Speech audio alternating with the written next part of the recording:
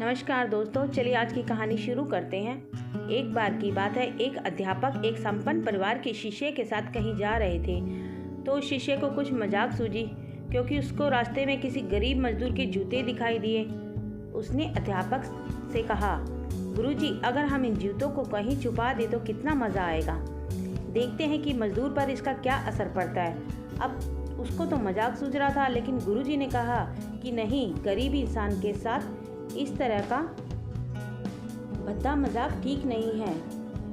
उसने कहा, क्यों ना हम इन जूतों में कुछ सिक्के डाल दें और देखें कि इसका इस गरीब मजदूर पर क्या प्रभाव पड़ता है। उन्होंने ऐसा ही किया। जैसे ही मजदूर अपना काम करके लौटा और उसने एक पाँव अपने जूते में डाला तो उसको कुछ कठोर सा महसूस हुआ। उसने अंदर हाथ डाला तो उसको कुछ सिक्के दिखाई दिए। वह थोड़ा आश्चर्य में पड़ गया। आसपास किसी को देखा तो कोई भी दिखाई नहीं दिया। वापस उसने दूसरा पैर अपने जूते में डाला, वापस उसको कुछ सिक्के दिखाई दिए। अब दोनों जूते के सिक्कों को उसने अपने हाथों में रखा और प्रभु की तरफ इशारा किया, हे प्रभु, पता नहीं किस भले मनुष्य ने यह सिक्के मेरे जूते में छुपाए हैं, लेकिन जिसने भी छुपाए हैं उसको मेरी दुआ है, ताकि इन पैसों से मैं अपने बच्चे और अपनी पत्नी के लिए कुछ खाना और दवाइयाँ ला सकूँगा।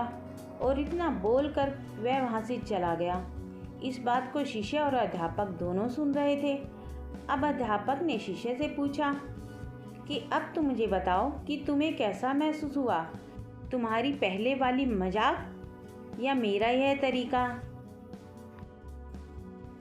तो उसने कहा कि गुरुजी, मैं आपसे क्षमा चाहता हूँ।